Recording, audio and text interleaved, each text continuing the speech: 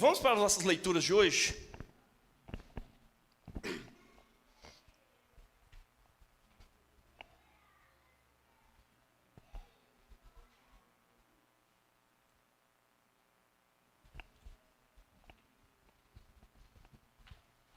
Primeira leitura, Isaías, capítulo 11, versos 1 a 10.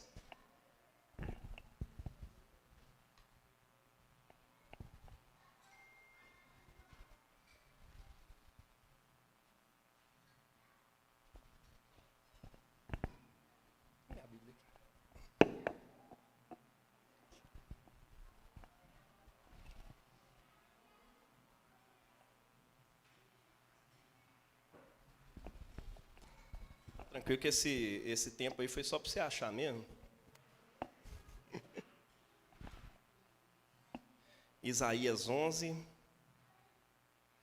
de 1 até o 10.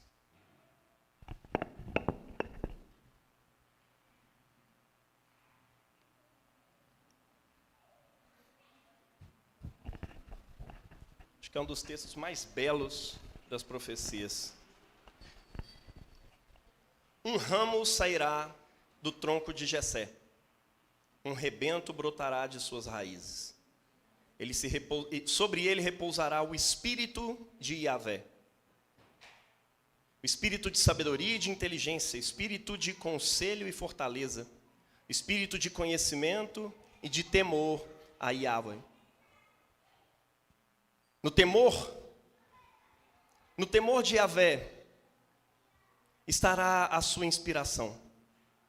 Ele não julgará segundo a aparência. Ele não dará sentença apenas por ouvir dizer. Antes, julgará os fracos com justiça e com equidade pronunciará sentença em favor dos pobres da terra. Ele ferirá a terra com o bastão da sua boca e com o sopro dos seus lábios matará o ímpio. A justiça será o cinto dos seus lombos, e a fidelidade o cinto dos seus rins. Então, o lobo morará com o cordeiro, e o leopardo se deitará com o cabrito. O bezerro, o leãozinho e o gordo novilho andarão juntos, e um menino pequeno os guiará. A vaca e a ursa pastarão juntas. Juntas se deitarão as suas crias. O leão se alimentará de forragem como o boi. A criança de peito poderá brincar junto à cova da áspide. A criança pequena porá a mão na cova da víbora. Ninguém fará o mal, nem destruição nenhuma, em todo o meu santo monte, porque a terra ficará cheia do conhecimento de Yahvé, como as águas cobrem o mar. Naquele dia, a raiz de Jessé, que se ergue como um sinal para os povos, será procurada pelas nações, e a sua morada se cobrirá de glória. Essa é a palavra do Senhor, nós damos graças a Deus. Segunda leitura, Romanos 15, 4 a 13.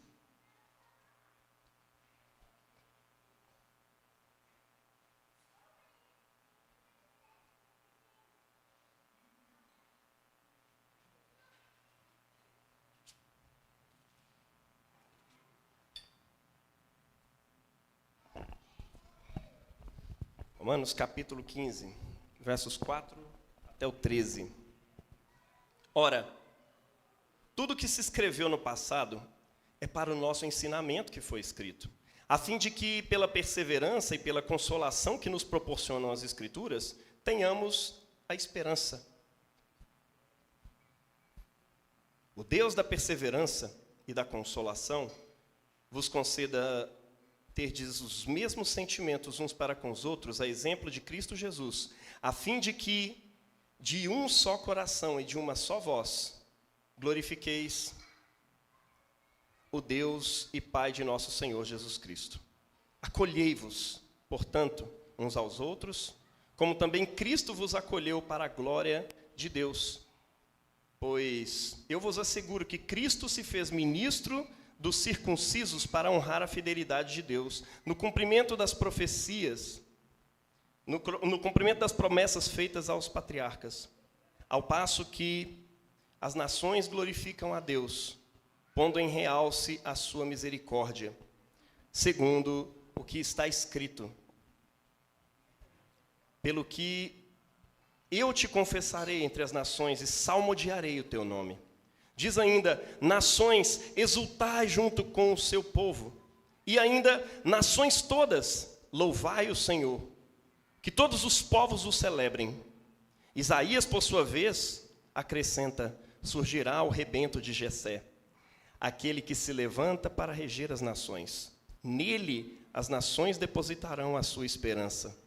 Que o Deus da esperança vos cumule de toda alegria e paz em vossa fé, a fim de que pela ação do Espírito Santo a vossa esperança transborde. Esta é a palavra do Senhor. Nós damos graças a Deus.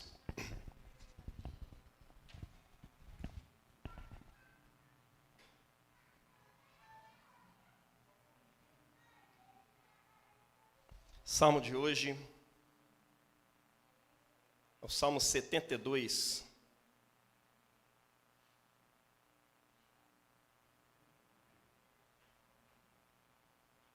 Salmo capítulo 72. Vamos colocar de pé para essa salmodia.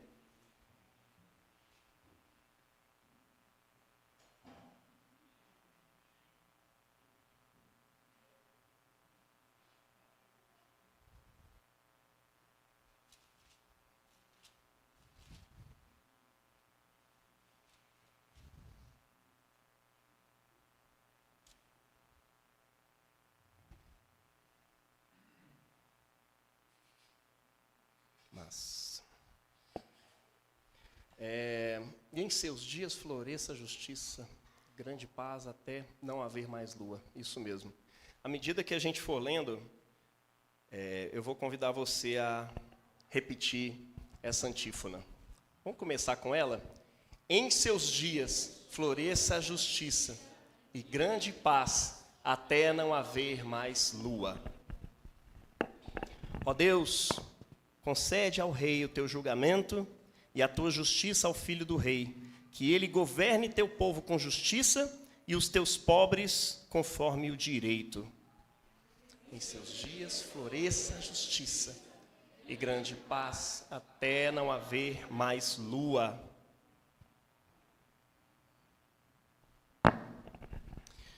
Montanhas e colinas, trazei a paz ao povo.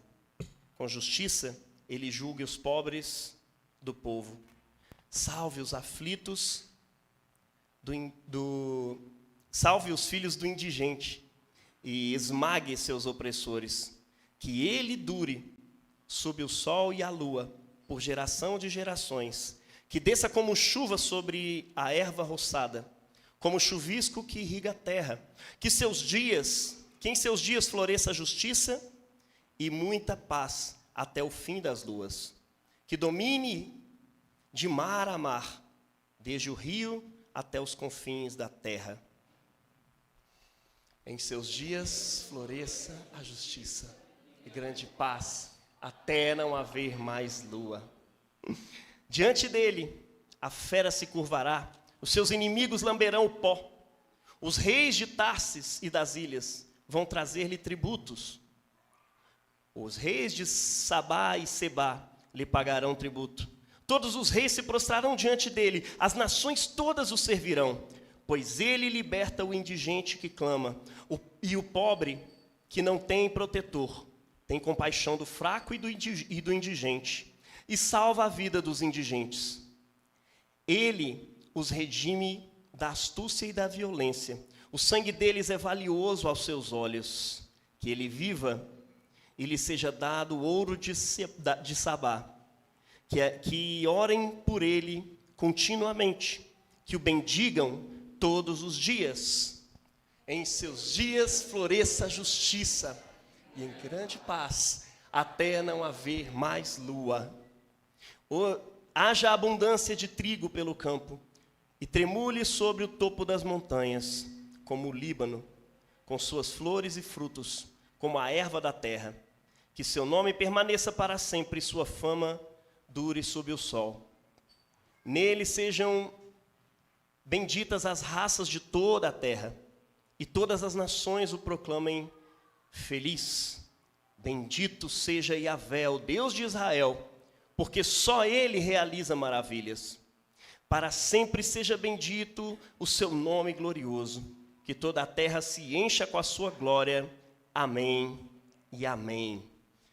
Em seus dias floresça a justiça e grande paz, até não haver mais lua. Glória ao Pai, ao Filho e ao Espírito Santo, como era no princípio, é agora, será para sempre. Amém. Evangelho de hoje, Mateus capítulo 3, versos de 1 ao 12.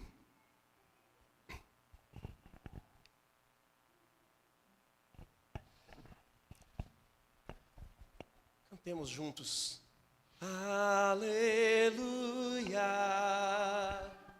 aleluia,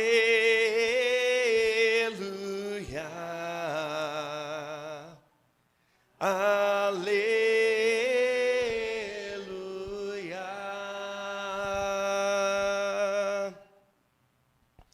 O Espírito do Senhor está sobre mim, porque o Senhor me ungiu para anunciar a boa nova aos pobres.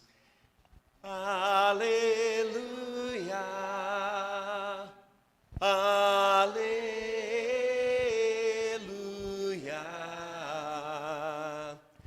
aleluia.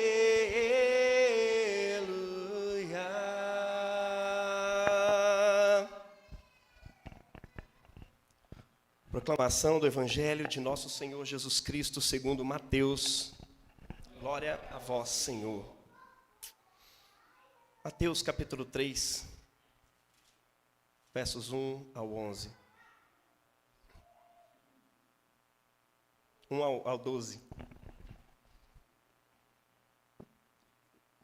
Naqueles dias apareceu João Batista pregando no deserto da Judeia e dizendo: arrependei-vos, porque o reino dos céus está próximo. Pois foi dele que falou o profeta Isaías ao dizer: voz do que grita no deserto, preparai o caminho do Senhor, tornai retas as suas veredas. João usava roupa de pelos de camelo e um cinturão de couro em torno dos rins. Seu alimento consistia em gafanhotos e mel silvestre. Então vieram até ele Jerusalém, toda a Judeia e toda a região vizinha ao Jordão. A ele vieram e eram batizados por ele no Rio Jordão, confessando os seus pecados. Como visse muitos fariseus e saduceus, que vinham ao batismo, disse-lhes: raça de víboras, quem vos ensinou a fugir da ira que está por vir? Produzi, então, fruto digno de arrependimento. E não penseis que basta dizer: temos por pai Abraão. Pois eu vos digo que mesmo dessas pedras Deus pode suscitar filhos a Abraão. O machado já está posto à raiz das árvores. E toda árvore que não produzir bom fruto será cortada e lançada ao fogo. Eu vos batizo com água para o arrependimento, mas aquele que vem depois de mim é mais forte do que eu. De fato, eu não sou digno nem mesmo de tirar-lhe as sandálias. Ele vos batizará com o Espírito Santo e com fogo. A pá está na sua mão. Limpará sua eira e recolherá seu trigo no celeiro. Mas quanto à palha, ele a queimará num fogo inextinguível. Esse é o Evangelho do Senhor.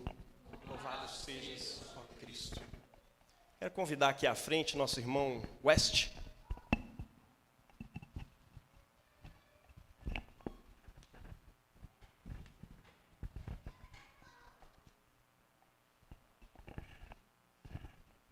E quero que vocês estendam a mão para cá.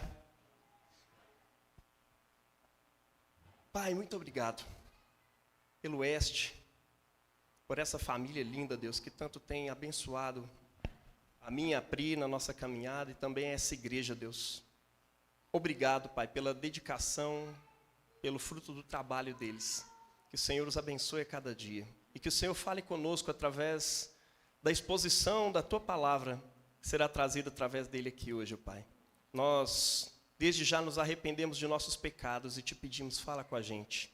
Liberta-nos de nós mesmos. Liberta-nos de todo pecado. Que possamos ouvir a voz de João Batista hoje, dizendo que o reino dos céus já está próximo, está às portas. E que a gente só tenha uma coisa a fazer, escancarando o nosso coração a Ti, que é arrepender-se. Vem, Senhor Jesus, e tem misericórdia de nós. Amém.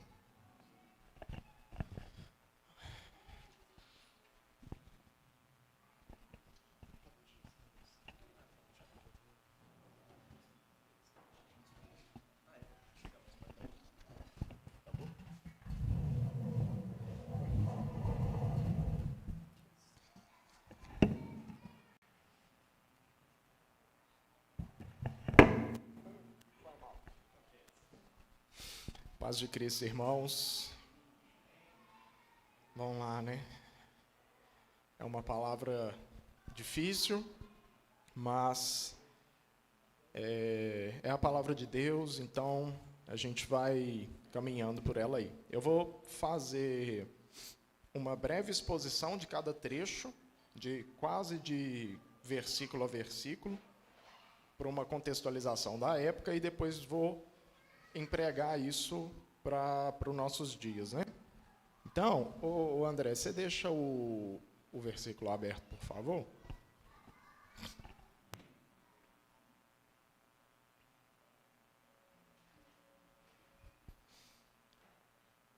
Então, pode passar o primeiro, pode ir para o segundo. O segundo aqui já começa, né? Arrependei-vos, pois está próximo o reino dos céus.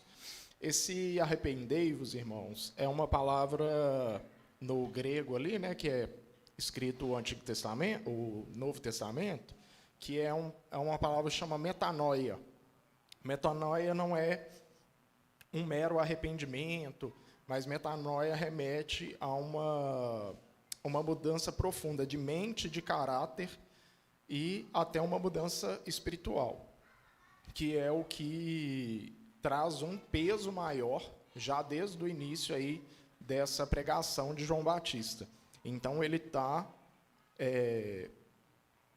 exigindo do povo um arrependimento que não é um mero remorso. Ele tá exigindo desse povo uma mudança total, realmente, como eu falei aqui, né? Uma mudança profunda de caráter, uma mudança de direção, que é o que significa também conversão, né? É uma mudança de direção ali. Então, não é simplesmente, eu peço perdão e continuo vivendo a vida como já vivia antes. E ele anuncia aqui, o reino dos céus está próximo. Isso significa que o governo de Deus está chegando, inaugurado por Cristo, e terá cumprimento pleno quando ele voltar. Então, Cristo, a gente está vivendo, né, esse período do advento, e Mateus aqui ele já dá até um salto, né, que ele começa falando ali do nascimento de Cristo, primeiro, segundo capítulo, no terceiro ele já vai lá no batismo de Cristo já adulto ali. Mas a gente está celebrando nessa época o advento por causa desse rei que já chegou, tanto no nascimento e como essa manifestação dele que aparece agora aqui no livro de João. E a gente vive, né, a partir disso, o já mais ainda não, ou já é mais ainda não, que é esse reino que já foi instaurado e a gente,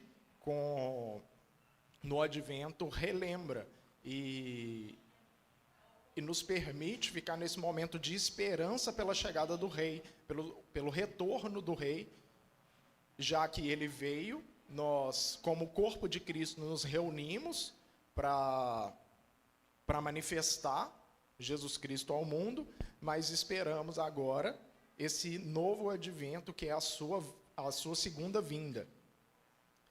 E o versículo seguinte, pode pular para o 3, João Batista, ele foi profetizado por Isaías. E a gente está falando aí de um gap de 700 anos. Então, não só Isaías tinha profetizado sobre Cristo, mas também sobre João Batista, e é o que o Mateus relata aqui, né? Que é um versículo de Isaías 40, versículo 3, que vai falar daquele que clama, a voz que clama no deserto. Preparai o caminho ao Senhor, endireitai as suas veredas. O que acontecia, gente? Quem é fã aí de super-heróis, Marvel, tem um tipo de ser extraordinário aí que é chamado de arauto. Arauto, quem já viu o filme do Surfista Prateado, ele era um cara que preparava planetas para um outro ser maior do que ele, que era o Galactus, vir e absorver esses planetas. E João Batista era um arauto, porque esse termo é um termo que os antigos reis do Oriente, a cultura do Oriente, os reis usavam. Porque o que acontecia? Eles queriam dominar uma nova terra, e antes do rei ir, ele mandava esse arauto, que era essa pessoa que ia fazer o que está descrito nesse versículo 3 e também em Isaías 40, que é endireitar o caminho do Senhor, preparar o caminho do Senhor e endireitar as veredas. O que esse arauto fazia? Ele ia para uma cidade distante, rua de terra, terrenos agrícolas, então quem ia trabalhar com plantio ia tirando as pedras do terreno para poder plantar e jogava no caminho. Então, o caminho que já era irregular ficava cheio de pedras. Ele ficava todo irregular. E porque o rei precisava chegar naquele lugar de forma tranquila. Lembrando que ele ia andar ali em carros puxados por algum tipo de quadrúpede, né? E como ele era um ser que devia ter o máximo de conforto possível ali, então esse arauto era enviado para preparar esse caminho todo mesmo. No versículo de Isaías vai até destrinchar isso um pouco mais, falar sobre aplainar as veredas. Eu acho que em Lucas também ele estende um pouco mais essa exposição. E aplainar os vales, e ele vai expondo isso.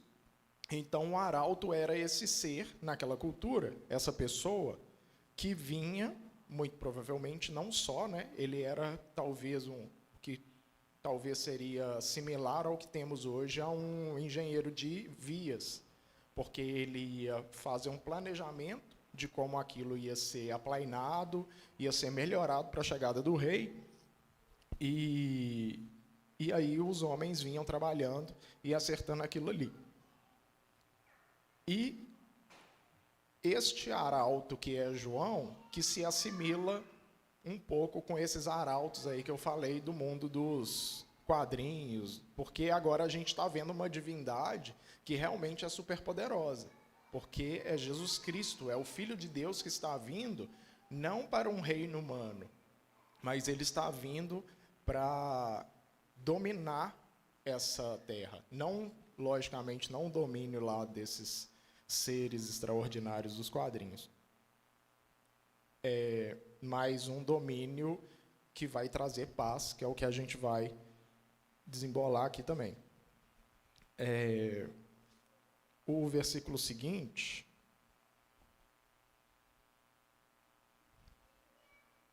fala sobre a sua aparência, né? E sobre como ele se vestia. Existem alguns estudiosos, a grande maioria deles, vão dizer que o João Batista ele fazia parte de um outro grupo judaico, porque existiam tanto os fariseus, que são os mais conhecidos, os saduceus, que foi pregado algumas características dele pelo Léo, alguns domingos atrás. Tinham os essênios, que provavelmente é esse grupo que João Batista fazia parte, que era um grupo meio ermitão, assim. Eles viviam dessa forma, vestido com roupa de couro, de animal, ou de alguma coisa muito rústica, e se alimentavam de gafanhotos, de mel silvestre, e eles ficavam isolados da cidade. E eles tinham muito essa característica da pureza, então não tinham relações sexuais e tal. Só que, muito provavelmente, João Batista, depois de um tempo, ele rompe com esses caras. Eles tinham a prática do batismo, que eles copiam um pouco dos fariseus. Os fariseus tinham a prática do batismo, mas era uma prática ritual. Era uma coisa assim, vai fazer algum tipo de pregação no templo, tocou em algo impuro, eles faziam essa lavagem, faziam essa purificação do corpo. E quando alguma pessoa que não era de sangue judeu se convertia ao judaísmo, eles tinham que passar por esse batismo, que era um batismo de conversão. Os essênios já copiaram, de certa forma, essa prática do batismo, mas era uma coisa corriqueira. Eles viviam se purificando. E existe aí até uma afronta muito grande quando, no versículo mais à frente... Deixa eu ver se eu não estou pulando muito lá para frente. Tá, eu vou puxar isso daqui a pouco. Vou voltar aqui na mensagem. Pode pular para o 5, por favor, André. Então saíam a ter com ele, Jerusalém, toda a Judéia e toda a circunvizinhança do Jordão. O que pega? Jerusalém era a capital da Judéia, e ali em volta tinha várias cidades. Só de Jerusalém para o deserto da Judéia, onde estava João, no Rio Jordão ali, era pelo menos uns 25 quilômetros de caminhada. E não era comum naquela época, esses profetas mais. Então era uma novidade quando João apareceu. Só que por que Mateus ele tem uma preocupação em falar saíam a ter com ele de Jerusalém toda a Judéia, sendo que Jerusalém está dentro da Judéia? Porque já não existiam tantos profetas, não era comum mais, né? E em Jerusalém, por causa da influência, principalmente dos fariseus, porque o grupo dos fariseus era um grupo que comunicava melhor com o povo, porque o farisaísmo ele nasce de pessoas comuns e se propõe a ser o porta-voz desse povo. Já os saduceus são pessoas de elite, pessoas ricas, que também sempre estavam comunados com o governo romano, com o Império Romano. Então, eles já tinham uma prática oral, uma tradição ali, então eles não se curvariam e não aceitariam facilmente um novo profeta. Só que é curioso isso, porque Mateus vai falar que de Jerusalém a galera estava saindo a pé e andando para o deserto, onde era o menos provável que alguém faria por causa do que João pregava. E ali, assim, eu ia trazer o mapa, eu acabei esquecendo, mas todas as cidades que tem ali em volta, essa média pelo menos de 15 a 20 quilômetros. E lembrando até da pregação do nosso bispo Eric, na confirmação de membros, eu lembro dele falando que chega Jesus para os pescadores e fala assim, não, larga tudo e me segue. E simplesmente os caras pegam e seguem. Tipo assim, é algo curioso, né? É realmente algo que é dirigido pelo próprio Espírito Santo. Porque, como disse o bispo Everton, chegar para mim e falar assim, larga tudo que você está vivendo aí, seu trampo, e me segue. Em sã consciência, ninguém iria. E a galera aqui, nesse texto, eles estão numa pegada muito parecida, porque João era um cara muito louco, pensando nessas características dele, né? Um período que não existiam mais profetas, um cara surge atacando as duas maiores escolas judaicas daquele período e exigindo arrependimento, falando sobre confissão de pecados. Então, é daí que vem a tradição cristã também, e que a nossa igreja, como o Jaime tem frisado na Escola Bíblica Online, o quão é importante a confissão de pecados. E lembrando dessas questões, né? ele chama a galera para o deserto, para o local mais desconfortável possível, lugar quente, sem alimento, com água do Jordão ali e tal, para poder confrontar essas pessoas e confrontar aqueles que religiosamente estavam acima deles, que eram os fariseus e os saduceus. Pode pular aí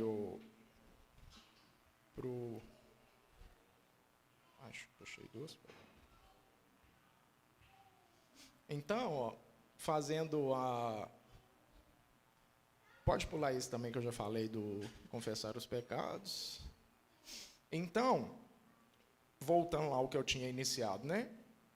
Os fariseus tinham essa prática de purificação aí da conversão, e para conversão principalmente de pessoas que não eram de origem judaica, e é por isso que quando no versículo aqui, ó, João vê os fariseus e saduceus chegando e chama eles de raça de víboras. Então, lá, vendo ele, porém, que muitos fariseus e saduceus vinham ao batismo, então eles estavam indo por curiosidade, eles não estavam indo ali para ser batizados também. Disse-lhes, raça de víboras, quem vos induziu a fugir da ira vindoura? Pode passar. Produze, pois, frutos dignos de arrependimento. Pula de novo. E não comeceis a dizer entre vós mesmos, temos por pai Abraão, porque eu vos afirmo que dessas pedras Deus pode suscitar filhos a Abraão. O que acontece? Tem um ditado brasileiro que fala daquele negócio, né, que filho de peixe, peixinho é. E na minha infância eu aprendi que filho de crente não é crentinho. Porque existe algo que deve ser sempre endireitado aí, né? E o que acontecia naquele período? Esses caras, os saduceus, os fariseus, achavam que por serem filhos de Abraão, eles já tinham a salvação garantida. E a primeira coisa que João começa a confrontar neles é exatamente isso. Tipo assim, não vai achando que porque vocês são filhos de Abraão que vocês são salvos, não. Se vocês não estiverem produzindo fruto, filho, tanto que mais embaixo ele vai falar, o machado já está posto à raiz. E ele não está falando de poda, ele está falando de corte. Porque se ele estivesse falando de poda, ele provavelmente não usaria a figura de um machado. Ele usaria talvez algum tipo de serra, algum tipo de lâmina menor. E o mais gritante aí, que ele vai exigir desses caras um arrependimento, e por trás disso exige uma exigência também para com eles de um batismo. E isso para os fariseus, principalmente, é gritante. Porque como eles acreditavam no batismo, mais nesse viés de purificação ritual e para conversão de não-judeus, João está tratando ele como não-judeus e falando assim, vocês têm que arrepender, ou seja, vocês têm que arrepender, confessar para mim os seus pecados e serem batizados por essa água, para que vocês sejam convertidos ao que é verdadeiro. Então, esses caras estavam sendo afrontados naquilo que eles tinham por certo, que é, somos filhos de Abraão, já temos a salvação garantida, quem tem que se converter e passar por esse tipo de batismo é os demais, né? E para os essênios também, tipo assim, porque os essênios não, os saduceus. Os saduceus, eles não tinham essas práticas, porque os saduceus eram uma galera mais... eles acreditavam só no Pentateuco, mas não acreditavam em morte e ressurreição. Na morte eles não acreditavam, né? Porque a galera morria. Mas eles não acreditavam na ressurreição, na vida pós-morte, esse tipo de coisa. Não acreditavam em anjos, demônios. Eles eram mais materialistas nesse sentido. Eu acho que seria materialista, né? E os fariseus já acreditavam em anjos, demônios, na ressurreição. Mas acabavam sendo muito materialistas também, porque eles esperavam, assim como os próprios apóstolos, eles esperavam um rei, esperavam de Cristo vir tomar o poder de Roma e ali todo mundo sentar na mesa dele, ser ali governantes junto com Cristo. Então acaba sendo uma ideia mais materialista também do que o que Cristo propõe. Então,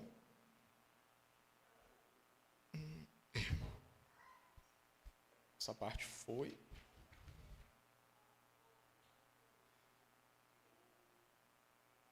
Uma coisa interessante é que, como a coisa naquela época era muito de boca em boca, quando começaram a falar desse novo profeta que estava aparecendo e acabou chamando a atenção até do povo de Jerusalém, a primeira preocupação de João aí, no versículo 3, no capítulo 3, do versículo 11 a 12, é que, olha lá, eu vos batizo com água para arrependimento, mas aquele que vem depois de mim é mais poderoso que eu, cujas sandálias não sou digno de levar.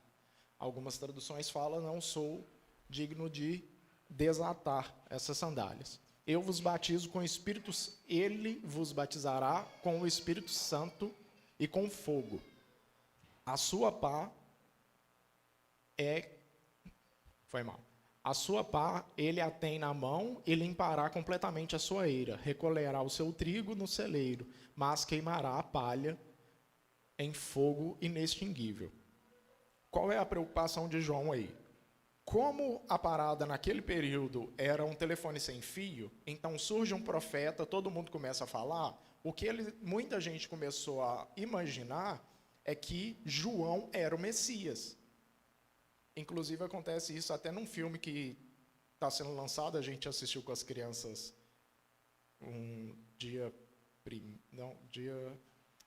desses para trás aí. Teve um lançamento de um filme infantil que chama Jesus, a Luz do Mundo. Quem tiver filho pequeno aí, ou até para vocês também, é um filme muito interessante, que é um desenho baseado principalmente no Evangelho de João, onde João é uma criança, assim, quase na pré-adolescência, parece, assim. Parece ter uns 8, 9, 10 anos. E ele começa a seguir Jesus, só que ele fica procurando Messias, porque ele fez uma dívida, ele acabou perdendo o dinheiro dos peixes do pai. Mateus chega cobrando um imposto e triplica, porque não tinha na hora para pagar. Ele fala assim, não, vocês vão ter que pagar 3 vezes mais. E ele vai atrás do Messias, porque ele ouviu que alguém estava indo no Messias. Se não me engano, era até o André, o irmão de Pedro. E aí ele vai procurar esse cara, aí ele chega e acha João Batista correndo nas abelhas, porque estava pegando mel para a galera. E aí João Batista chega na hora, não, mas eu não sou o Messias. Ele, então, tchau para você, eu tenho que resolver esse negócio com outro cara, cadê o Messias? Ele, não, ele já está no meio de nós. Então, João Batista aqui, ele sabia que havia uma propensão da galera a achar que ele era o Messias. E ele não, diferente de muitos dentro da igreja cristã, infelizmente, ele não se preocupa com esse rótulo e ele não quer isso para si. Eu falo isso até porque é algo que eu luto muito contra. Porque eu tendo a querer essa visibilidade e tal, e João Batista, apesar de ríspido, de fazer o que ele tem que fazer, ele não quer isso para si. Ele já vai falar, eu não sou o Messias.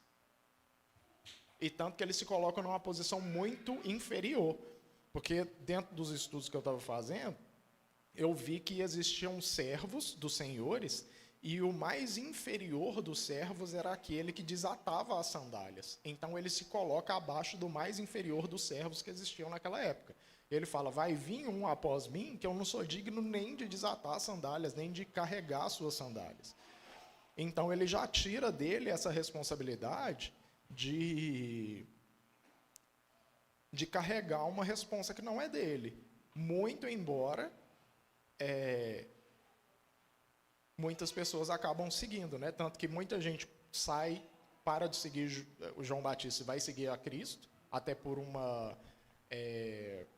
conselho dele, mas alguns continuam. Tanto que em Atos chegam os caras que eram ainda seguidores de João Batista depois da morte dele, e Paulo pergunta, não, mas vocês são batizados por quem? Ele falou, não, a gente é batizado segundo o batismo de João. Que negócio é esse de Espírito Santo que vocês estão falando aí, né?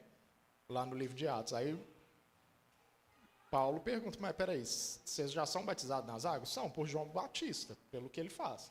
Porque tem essa distinção, né? Eu falei do batismo dos fariseus, falei do batismo dos essênios, E a partir de João começa a nascer um outro tipo de batismo, que é esse batismo que vai ser usado na igreja cristã agora, que ele é selado ali, mas ganha uma outra característica a partir de Cristo, né? Que depois Cristo vai dar a ordem aos apóstolos falando: batizem em nome do Pai, do Filho e do Espírito Santo.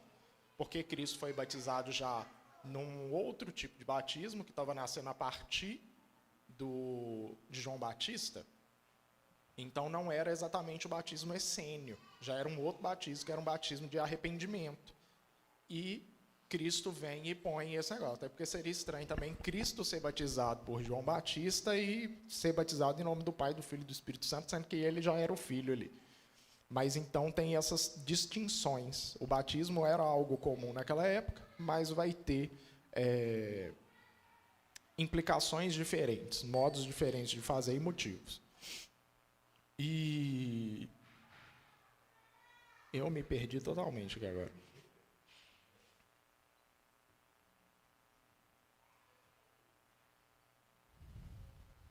Ah, sim.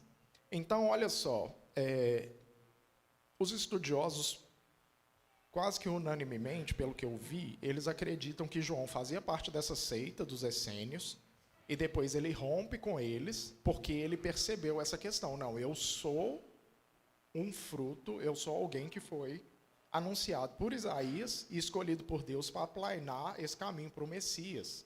Tem algo que isso aqui, essa seita que eu vivo, essa interpretação das coisas, não cabe àquele que vem após mim. E é por causa dessa leitura que ele vai também jogar isso para cima dos saduceus, dos fariseus, de outros grupos que poderiam existir na época, como também os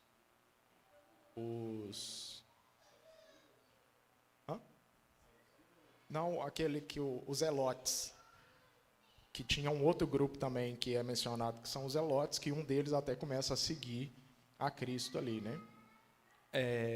Então ele começa a perceber que, apesar dele pegar características, os essênios pegarem características do batismo ali, dos fariseus, e ele pegar essas características também do batismo, de uma interpretação bíblica, ele começa a perceber que nenhum desses segmentos dão conta de quem realmente Cristo é. Cristo não cabe dentro dessas caixinhas, dentro dessas categorias humanas. Então ele rompe com isso e vai viver mais ao modo dele ali. E o próprio Cristo, a gente vai ver isso também, que apesar dele ter uma certa proximidade com a lei, com os fariseus, ele ataca também muitos fariseus. E isso aí eu já estou tratando mais. Eu não vou tratar sobre a questão de fogo, porque vão ter algumas discussões aí, que o primeiro versículo fala sobre um fogo consumidor, que seria o inferno, o segundo seria um fogo purificador. Os dois vão... Então, assim, eu acho que essas coisas acabam gerando discussões e a gente fica tentando de novo, assim como eu estou falando de João, tentar encaixar coisas dentro do seu devido lugar que, em primeiro momento, não são necessárias. Que a preocupação geral desse texto é o advento, é aquilo que está por vir, é aquele que está chegando, que é Jesus Cristo. E acontece que, muitas vezes, questões que são secundárias, terciárias, começam a tomar lugar central e começam a gerar certas divisões. Então, a preocupação aqui de João é chamar todos a esse arrependimento, confissão de pecados, para que eles percebam que essas categorias, essas seitas, né, que cada um tinha ali o seu modo de interpretar o Pentateuco, e no caso dos saduceus só o Pentateuco, mas dos fariseus, dos essênios e da própria população, a forma com que eles interpretavam a tradição que eles viviam, aquilo não dava conta. Então ele rompe com aquilo. Cristo também é uma pessoa que não vive se preocupando em em ter uma categoria, em viver e se encaixar dentro desses moldes. E aqui, para não alongar demais, né, é o que eu acredito, e é o que esse texto me tocou sobre o nosso contexto de hoje.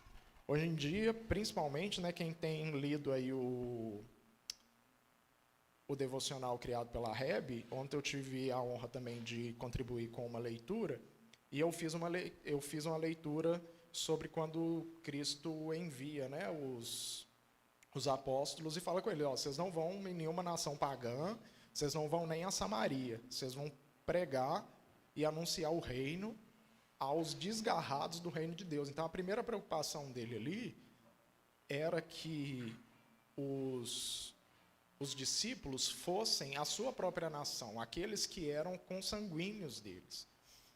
E a gente vive num período em que existem tantas divisões entre nós, tantas discussões de WhatsApp, de Twitter, Instagram, os algoritmos ainda moldam a gente cada vez mais dentro disso, e acaba que a gente tem duas personalidades, né? Eu sigo uma pessoa no Instagram, um familiar, que ele ataca todo mundo de esquerda, assim, nos stories. Mas ele convive com pessoas de esquerda, ele não tem coragem de falar aquilo de forma direta. E isso acontece, assim, com a gente corriqueiramente, de forma geral. E isso é muito perigoso para a gente, porque nós somos chamados, assim como... porque a gente vive esse apostolado, né? Mas também a gente vive um pouco dessa missão dada a João Batista. A gente está aqui para aplainar caminhos. A gente não está aqui para decidir e ficar tentando encaixotar o Evangelho e Cristo, a pessoa de Cristo, a um espectro político. Se Cristo está mais para a direita, se Cristo está mais para a esquerda, se Cristo é mais calvinista ou se ele é mais arminiano, se ele é progressista, se ele é conservador, se ele sei lá, sabe? Eu acho que hoje a gente se preocupa tanto com algumas coisas que a gente fica tentando tomar a função do próprio Espírito Santo, que a Bíblia vai anunciar que é o Espírito Santo quem convence a nós do pecado, da justiça e do juízo. E aí a gente fica tentando pegar categorias políticas, religiosas, leituras teológicas, para tentar encaixotar Cristo e convencer fulano de que esse pensamento é o pensamento verdadeiro do cristianismo. E Cristo não cabe nessas categorias, porque ele é muito maior do que isso, ele antecede todas essas coisas. E o que nós devemos usar como argumento para a nossa evangelização às pessoas à nossa volta, aos desgarrados, é sermos iguais a Cristo. É aplainar esse caminho, porque o reino é chegado, Cristo está no meio de nós. E é interessante do filme que eu falei, que é até isso, quando João fala com o povo assim, ele já está no meio de nós, e João, criancinha, fica assim, aonde? Cadê ele? Ele falou, não sei se é no meio aqui agora, mas ele já está por aí. Aí Cristo chega para ser batizado. E tem uma cena linda do batismo de Cristo ali. Então, ele já está no meio de nós. E o cristianismo é isso, né? Ele é paradoxal a todo e qualquer momento. E a gente vive um apostolado, a gente vive também uma missão como a missão de João Batista aí, de aplainar os caminhos, mas somos também o corpo de Cristo. Então nós somos Cristo para aqueles que não sabem quem ele é. E ficar tentando jogar ele dentro dessas categorias é tentar tomar a função do Espírito Santo e tentar falar que Cristo não é o suficiente, sendo que ele é. Inclusive é uma música, né? Ele é. E a gente não precisa mais do que isso. A gente não precisa de argumentos políticos, argumentos teológicos. A gente só precisa verdadeiramente ver a grandiosidade e a beleza do advento, de perceber que Cristo, ele abriu mão de todo o seu poder, de toda a sua glória. Ele se fez como uma criança que cresce dependendo da sua própria criação, dos seres humanos ali, do pai e da mãe.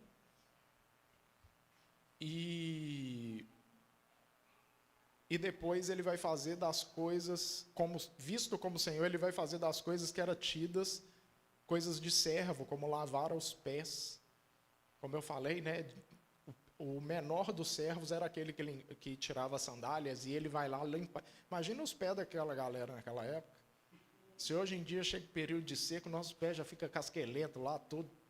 Agora imagina aquela galera que só andava de sandália, sem nenhuma tecnologia para creme, devia usar só sebo de carneiro. E ele se rebaixa, ele aceita essa missão de ser alguém que, sendo Senhor, ele vai servir, sabe? E muitas vezes a gente fica tentando evangelizar ou convencer outros cristãos da nossa visão a partir da afronta, a partir de uma imposição de pensamento. E o nosso chamado é outro. O nosso chamado é deixar o caminho suave, tirar a pedra do meio do caminho para o meu irmão que pensa diferente de mim poder caminhar. Eu talvez ache, não, fulano não enxerga direito as coisas, então eu vou deixar ele trupicar? Não. Tira as pedras do caminho dele. Para de se preocupar com coisas tão banais. Se ele acredita em X ou Y, só seja um auxílio, porque se ele tropeçar, ele vai precisar de alguém, tanto que Cristo envia de dois em dois, por isso, né? Porque quando um cair, que o outro levante. E é interessante, até eu sempre falo desses caras, mas eu esqueço o nome de um deles, que foi o John Wesley, que era anglicano e depois fundou a Igreja Metodista Wesleyana, e um amigo dele. E John Wesley era arminiano, e um amigo dele era calvinista. E John... Hã? Qual? Eu não lembro, porque eu esqueci totalmente o nome dele. Mas acontece que John Wesley morre antes. E depois perguntam para esse amigo dele, calvinista, assim, e você acha que o John vai estar no céu, ele vai ser salvo? Porque, olha só, há quanto tempo atrás a galera já tinha esse tipo de pensamento, né? Que o salva é a leitura teológica e não o Cristo. E perguntaram para esse amigo dele, calvinista, assim, você acha que ele vai ser salvo pensando daquele jeito? Ele falou assim, eu muito provavelmente não vou ver John Wesley no céu, porque ele vai estar tão perto de Deus que eu não vou conseguir enxergá-lo. Porque ele via para além de uma percepção teológica. Ele via pelas obras, e é o que João vai falar aqui, né, sobre os frutos. O apóstolo Paulo vai falar aos Gálatas também, e nem é frutos, né? É sobre o fruto do Espírito Santo. E é no singular. Eu costumo ver o fruto do Espírito Santo de Paulo como uma mexerica ou como um cacho de uvas. Não é, eu já tenho a paciência, eu não preciso ter a mansidão ou qualquer outro. Não, é um compilado. Tanto é que se um gomo da mexerica começa a estragar, ela vai estragar todos os outros. Agora, o contrário não acontece de forma natural, é só por ação do Espírito Santo. Então, que nós busquemos a ação do Espírito Santo. Porque se a gente for tentar fazer as coisas por nossos meios, eu estava fazendo um devocional com os alunos da instituição que eu trabalho, que é a instituição confessional, e eu falei com eles, a nossa evolução é só para baixo. O que a gente consegue fazer é só ser piores. E é só ligar a televisão em qualquer momento que a gente vai ver que o nosso caminho é esse. É ser cada vez mais individualistas, mais materialistas, consumistas. E o nosso chamado é o contrário disso tudo. Então, que nesse advento a gente se alegre com um Cristo que está chegando, trazendo um reino, e que nós venhamos aplainar esses caminhos. Que apesar das discordâncias com quaisquer ideologias, que a gente escute, seja amoroso e possa abraçar o necessitado, a viúva, o órfão, o estrangeiro, para que nós não venhamos propagar esse, nem sei se essa palavra existe, mas esse segmentalismo aí, sair segmentando tudo, porque era isso que acontecia naquela época e hoje ainda acontece, né? Os saduceus pensam assim, os outros pensam assim, aí quando eles reúnem é só treta, a não ser quando algo diverge muito, que aí tinha o sinédrio, aí os saduceus se juntavam dos fariseus, e aí eles decidiam lá se ia ou não crucificar a galera que estava indo contra a religião. Então, que a gente se proponha a uma igreja diversa, que a gente se proponha a uma diversidade de pensamentos, onde a gente não precise necessariamente, e não devemos, aceitar tudo e nos tornar legalistas, mas que para abraçar o próximo, a gente precisa escutar o próximo. A gente precisa entender o contexto que ele vive. Vai ter um tanto de parada torta aí que a galera está vivendo, um tanto de neura, um tanto de problema, mas que são resultados de toda uma história, de toda uma vivência, que, se for da vontade de Cristo, ela só vai ser mudada se a gente tiver compaixão. Então, que venhamos aplainar esses caminhos, porque o Rei está chegando. E que ele está chegando não é só para os fariseus, não é só para os saduceus, não é só para os crentes, ele está chegando para todos. Inclusive, tem gente aí que Cristo está chegando todo dia. Todo dia tem gente morrendo, então ele está chegando para alguém todos os dias. E que a gente possa se preocupar mais em anunciar essa salvação e esse reino vindouro, do que, morreu, mas também caçou, né? Apoiava tal coisa, ou vivia de tal jeito. Que a gente chore com os que choram, a gente sorria com os que sorriem, e que toda essa urgência do Rei que está chegando nos leve a amar mais, a se compadecer mais, e perceber o quanto que é urgente a gente viver esses momentos de penitência, de devoção, no nosso dia a dia, para que as pessoas nos vejam, e que por mais que eles pensem diferente, em um momento eles vão tocar o seu ombro e falar assim: cara, ora por mim, eu estou passando por tal dificuldade. E isso é Cristo na gente. Porque muitas vezes já aconteceu comigo de um cara completamente cético, ou às vezes até contrário à fé, está passando por um momento tão pirado que ele pensa assim: eu acho que a única solução é perceber realmente que o que esse cara está vivendo ali é real. E se vê num beco sem saída, que a oração dele eu acho que pode me ajudar. E ele não está vendo, não é a gente, ele está vendo a Cristo. Fraga. Então, que vivamos isso verdadeiramente no nosso dia a dia. Amém? Vou fazer uma oração. Santo Deus, Pai de graça e misericórdia, nos colocamos em Tuas mãos, gratos, Senhor, pelo Teu reino que já está instalado, o Seu reino que já está instalado em nossos corações, Senhor. Que venhamos aplainar esses caminhos, para que possamos andar com mais tranquilidade com os nossos irmãos, aqueles que têm dificuldades, como Paulo fala dos fortes e os fracos na fé, que não venhamos exigir de ninguém aquilo que eles não dão conta, Pai, mas que venhamos exigir de nós mesmos, pregar o Teu Evangelho, aplainar esses caminhos, viver o apostolado e manifestar, Senhor, o Teu reino através das nossas atitudes de compaixão, mesmo quando o outro parece não merecer, do nosso perdão, do nosso amor, para todos, Senhor, à nossa volta. Em um mundo que está carecido, Senhor, de atenção, todos estão sendo abduzidos pelas telas dos celulares, todos estão sendo tragados, Senhor, pelos seus problemas, e cada um se preocupa só consigo mesmo.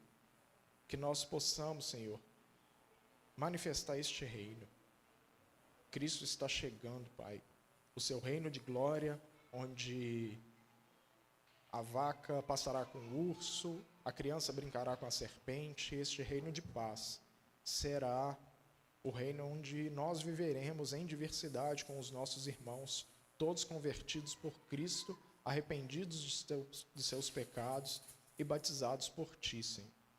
Em nome de Jesus, nos dê uma semana de bênção e que venhamos observar, Senhor, o advento como um momento de graça, um momento de crescimento para todos nós. Em nome de Jesus, amém.